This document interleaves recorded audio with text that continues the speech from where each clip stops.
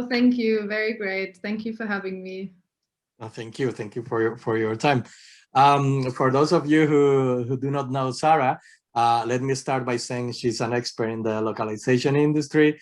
She's the content and localization lead at Trusted Shops, a core team member in the German chapter of Women in Localization, and a Loc Launch ambassador, or the Loc Launch ambassador in Cologne. But how do you define yourself, Sarah? I mean, how do you answer the question, who is Sarah Sandführ? Yeah, thank you, Alfonso, for this very nice introduction and yeah, this exciting question. The very first thing I would like to point out here is definitely that I wouldn't necessarily consider myself an expert in the localization industry, at least not yet. Even though that is probably the worst way for me to start this interview. That description, well, almost scares me sometimes. And I would feel like I already know everything important about this vast field of localization. I would rather say that I give everything to become that, and that I feel very much at home, even after only a short time in this industry. So no professional field has ever fascinated me as much as this one. And becoming a real expert here would be my greatest honor, actually. And yeah, but to your question about how I define myself, I would say as a very open-minded person who takes every opportunity as soon as it arises and without thinking them that. So that's actually led me to this interview as well. And it's how I started working for Trusted Shops, is how I became the Cologne Loc Launch ambassador, and also part of the leadership team of Women in Localization Germany. And yeah, I also define myself through people, not necessarily through their opinion, but too much, but more through what kind of people they are and the great input you get when you are surrounded by loving, interested, and interesting people. And I love being in international environments and exchanging different perspectives on topics. Yeah, I mean, even if you don't consider yourself an expert, I think you are. And but I completely agree with you. I mean, we are continuously learning in this in all industries, but in this one especially. And I think what you have just said about women in localization, it's a great opportunity to meet people, to continue learning from them. Of course, Loc Launch as well. I think you, if you don't see yet there, of course, we will never be like the masters of. But yeah, I mean. Yeah, but there are so many like experience and also like amazing people out there in this industry, and I look up to them so much. So, but I'm on my way, and I think this is probably what it is about, like lifelong learning and trying and improving. So yeah. Absolutely, I absolutely agree with you. Sarah, one of the things that caught my attention from your profile is that besides being the localization lead, you are also a content lead. Could you explain to us, sorry, a little bit more about your job? I mean, what does it mean to be a content lead, and how does it integrate with the localization side? Yeah, that's again a very good question. And when I first started to work for Trusted Shops a bit more than 2 years ago, I started as a UX content and localization manager. So the UX content creation and localization is part of the UX team of our product unit, because good content and localization is considered as important as design.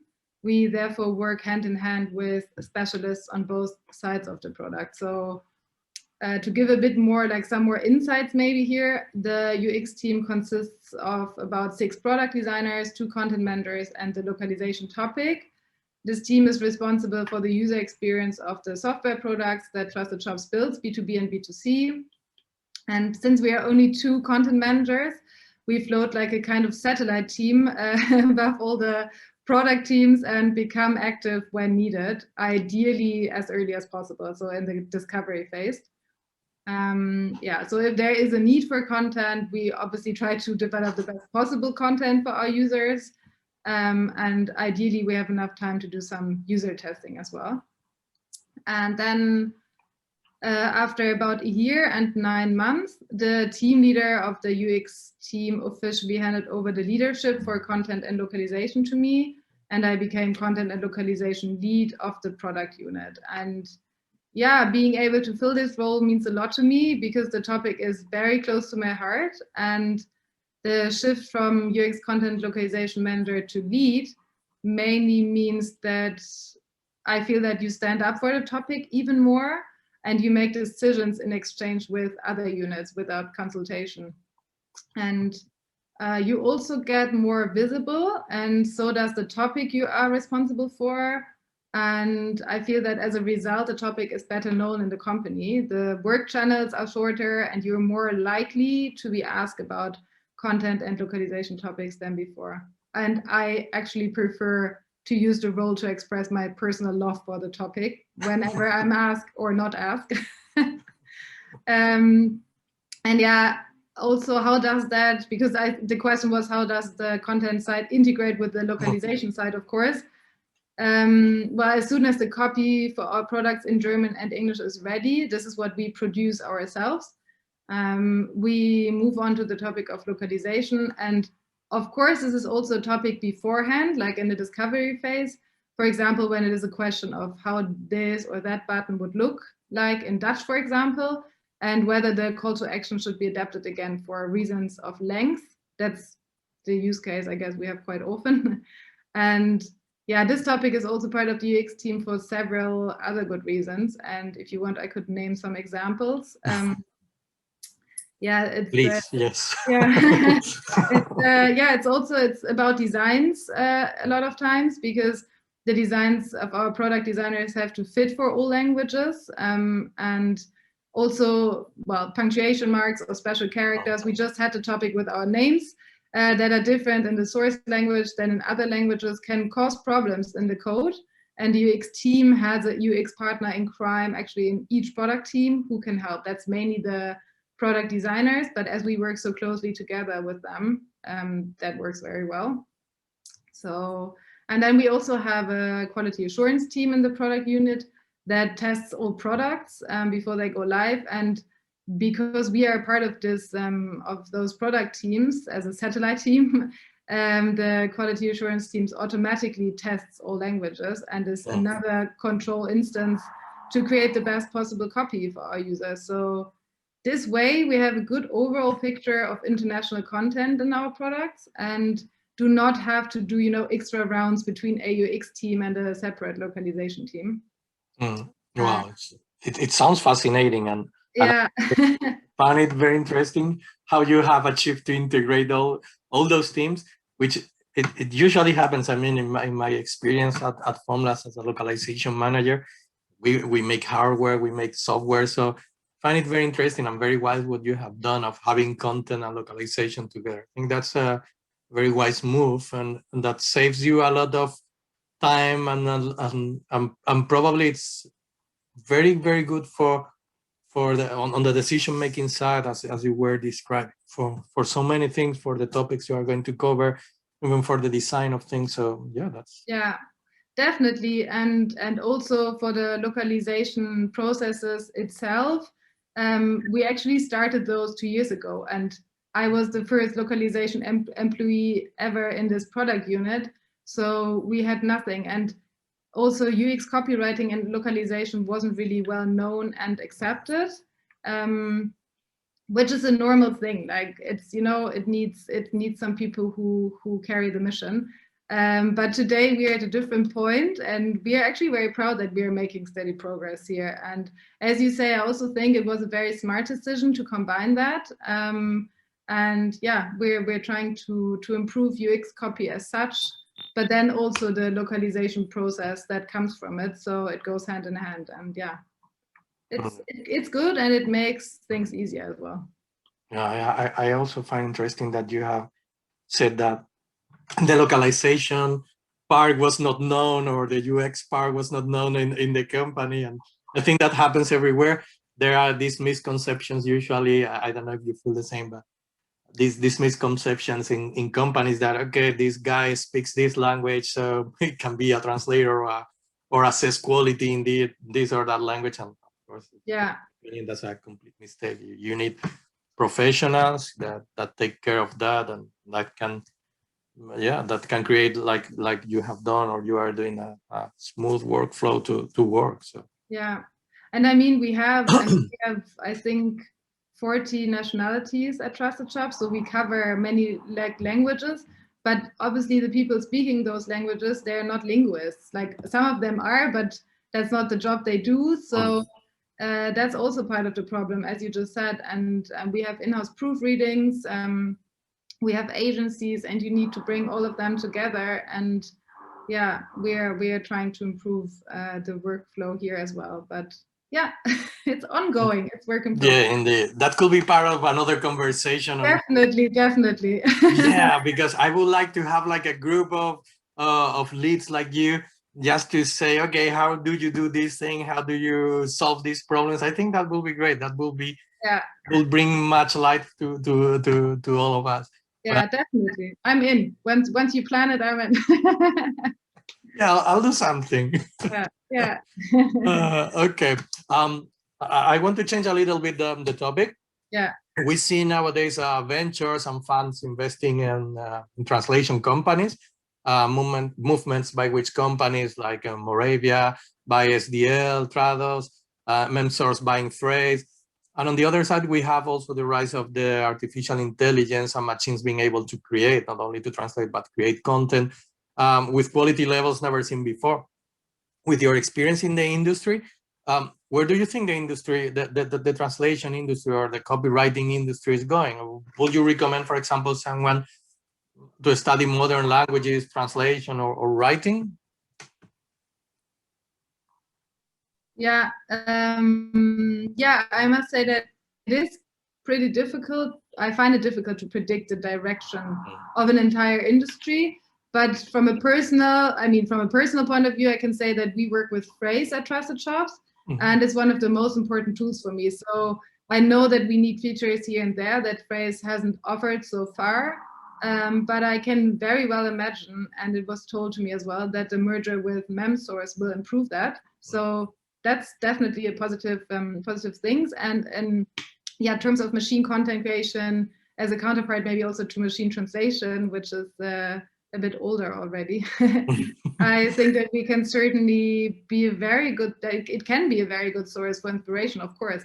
But especially when I think about our UX copy, I was just talking about, with all its special user requirements, without people, I personally think it doesn't work. So, but the interplay between tools and people will certainly continue to shift. But nevertheless, and this is really something I would like to point out, I would always and everyone recommend studying languages, living abroad and understanding the culture behind the language and taking this knowledge into the world. So knowing languages is such a valuable skill. I mean, you know that as well. And that opens doors like privately and professionally. And I don't think this is ever going to change. So it's a time. Let's cross fingers. Yeah, definitely. But yeah, it's a timeless phenomenon that language and good writing are important, I feel. And also, if you have those machines, like a deep understanding of language is the basis, I think, for being able to use a tool appropriately and to evaluate its benefits and outcomes then. So we will see how that shift goes. But yeah, I would still recommend it. And I would also, because I studied European legal linguistics, which is a combination of modern languages, translations, techniques, and law. And I would always do it again. I love it. And actually, this is what I love doing. So I would recommend everybody, but I would love also universities to adapt to what is going on and to offer other let's say other opportunities for people who are starting to learn I don't know, programming and things like that, to acquire different skills can be also important for the future. I think it's important to make that part of courses in university. It's not a good idea to ignore that movement. It's just going to shift job profiles, I think. It's not going to really, but I think this goes for probably any sector. Like new technologies bring changes. But Absolutely, I completely agree with you. I want to touch something related to women in localization, is with your experience, do you think it makes a difference in the industry whether you're a female or a male, or do you think there is a gender problem in our industry? Yeah, it again is an interesting question, and I joined as I mentioned before we started recording the Aclaris Log Life event last night, which had the title Equality Talks: Women in Leadership. So I found it a super impressive panel, and if you get the chance to watch the recording, definitely go for that one. Mm-hmm. And I can only answer from my very personal experience, and I would say that gender equality is not an issue that is particularly little or much visible in our industry, but I would say that it depends on the context and the company in which you work. So the issue is more a social one. And yes, I have experienced discrimination in a professional context, but it had nothing to do, at least at first sight, with the fact that I work in a localization sector, but with the fact that I'm female and identify as female. So I think it's not without reason that there are associations of women in many sectors. And in our case, that obviously is women in localization. And I find these associations super valuable and important because, of course, it is still the case that there are more men in management positions, and something has to change about that. But strengthening, advising, and promoting each other is definitely the best way to change that. So, yeah. Yeah. And even more, I would say that for this industry, it's even more strange. I remember when I studied, and when you see the numbers today, they say, I read somewhere, and I would like to see where's the source to know if it's true or not. But yeah, something like 95% of the professionals working in this industry are women.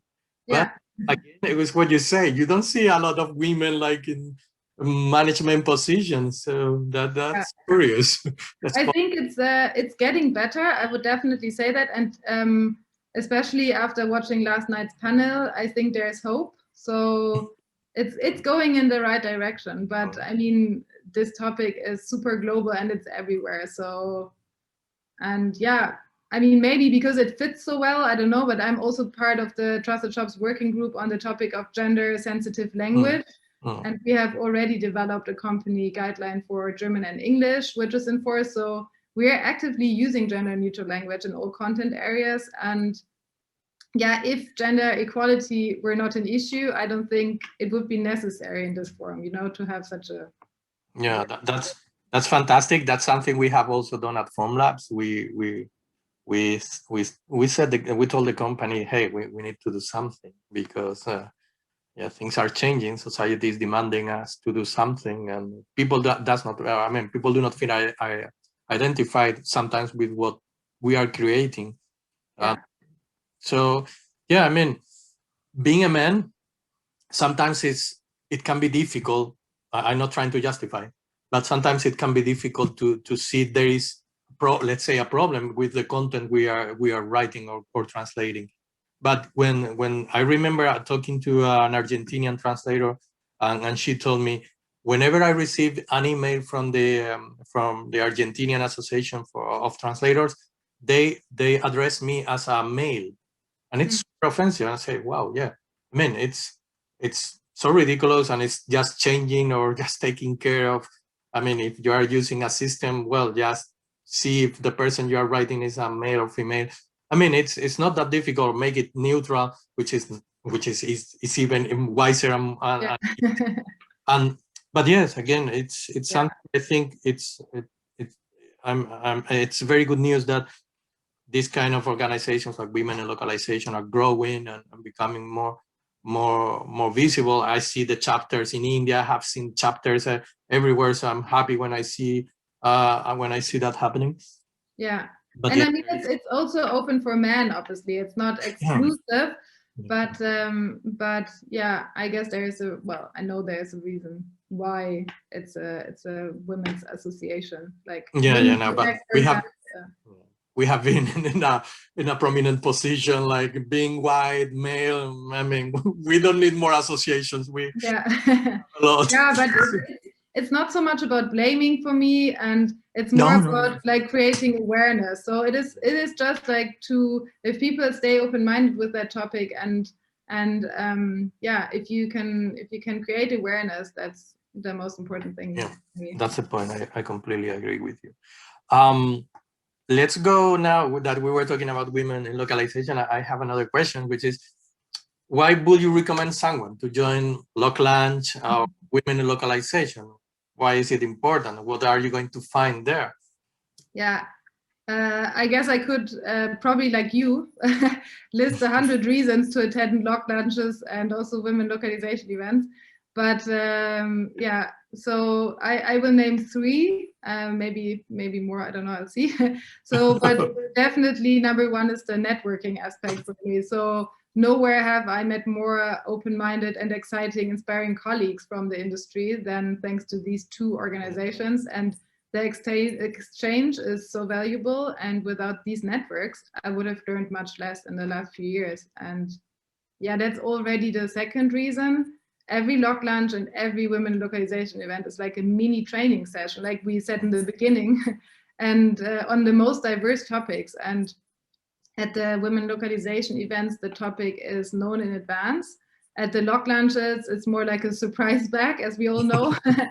But you will never be disappointed, and you can ask any questions you've always wanted to ask. So to me, that's learning made easy. And yeah, and thirdly, definitely the fun aspect. So there's a lot of laughter and fun, and getting to know new people and perspectives is great. And yeah, to also add a positive thing to COVID, if that's possible, it has never been so easy to get to know so many international colleagues in both formats as it is at the moment. So Absolutely, absolutely. yeah. Actually, I had a question about that. What do you prefer? Do you prefer the live sessions where, for example, Lock Lunch, you went to a bar, restaurant, or do you prefer it? I mean, or do you prefer them online?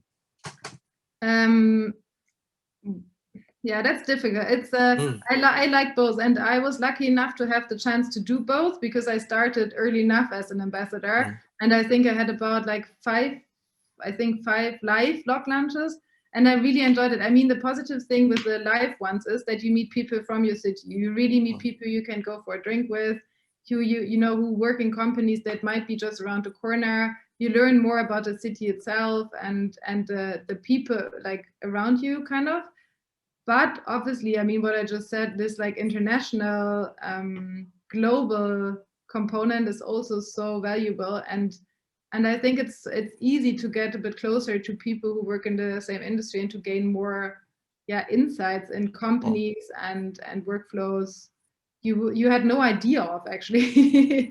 So I like both, and I think that once we can go back to live log launches, I would maybe try to have a live one and an online one and then a live one again. So kind of, you know, I don't know how this is going because we all have to. I mean, what about you? What did you prefer, or what do you prefer? That's also very interesting because while you were while you were talking about lock lunch and women in localization, you made me think of the opportunity that online lock lunch events, for example, give you, because as you have said, it's when you go to a live event, it's like a little bit random. You sit with someone next to you and you start talking, but you miss a lot of the action that is going on in another part of the table. So I think online it's of course positive because you listen to many different people opinions, and I love that, or experiences. But when you are live, you are missing a lot, and actually that's something we discussed here with Michele Cerione, who is the other ambassador here in Berlin, and we said, why don't we find a place where we can be standing up, and I don't know, maybe that's easier to exchange opinions in live events. Yeah. In the end, we didn't do anything because, you know, this thing of the COVID started. But yeah, that's something I wanted to explore, if it's to be closer to the rest of the people, not just the one who's sitting on your left, your right, in front of. That's definitely a thing, and I was thinking then, but I also did not come to that point. If I would maybe try to make the people, you know, move while we eat, but then on the other hand, I mean, it's a lunch break. You know, you work in the morning, you work in the afternoon. You don't want to get stressed when you eat. You know, you want to relax. You want to, I don't know, feel comfortable. And then there's someone saying, you know, move around, talk to as many people as possible. It can get stressful. So I was not too sure how to solve that issue either. But we will all come back to life. And I just saw today that in Cairo, live log lunches have just started again. So Yeah. we maybe have to ask them how they do it. Like Yeah. No, it's going to be interesting, and of course, I think that as soon as we make the live ones, people will like flock because we are all looking forward to having the opportunity to be together. yeah, definitely. Let's see. Yeah. Last question, I promise. Going back to your professional side as a manager. This is something that I always love to know. Which are the 3 tools or apps or webs that you would not be able to live without anymore with your job? Yeah, it's from a purely professional point of view. I really started to like Jira, so the ticket system. And since we work in software development and therefore, in our case, in bi-weekly sprints, for a lot of teams, a good ticket system is super essential. And a good documentation of the pending tasks and exchange in the tickets makes everything so much easier. So that's number 1. And then Jira. Perfect. yeah, and then professionally and privately, I also organize myself in a tool called Todoist. I don't know if you've heard of that. Yeah. And I've done that for like, I don't know, years now. And in this tool, I can create my own tasks, schedule them, divide them into projects, create subtasks, use the whole thing either as a board or a list, which I also like because you sometimes need A or B. And I like that a lot. And yeah, it gives me a good overview over all my to-dos actually. And yeah, and then although I work in the e-commerce sector and software development, I'm still rather old school in some things, I have to admit. And I'm one of these old school people who always has pen and paper next to their bed. So well, not being able to write down my ideas and thoughts quickly makes me nervous. And yeah, it kind of calms me down. And I'm in front of the screen so much anyways. And yeah, so it's a combination of an unsexy ticket system with a very high professional benefit and a nicer tool that maps then many tasks in a well-structured way, and definitely pen and paper. So I have I completely agree.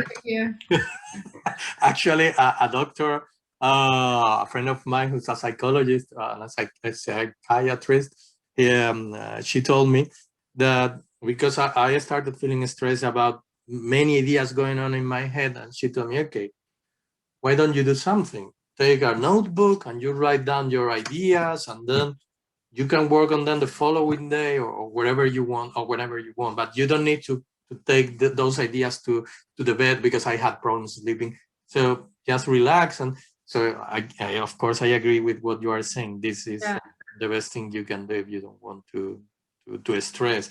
And then yes, Jira, of course, or Todoist, or any other systems that make you or enable you to work, like Asana, Monday.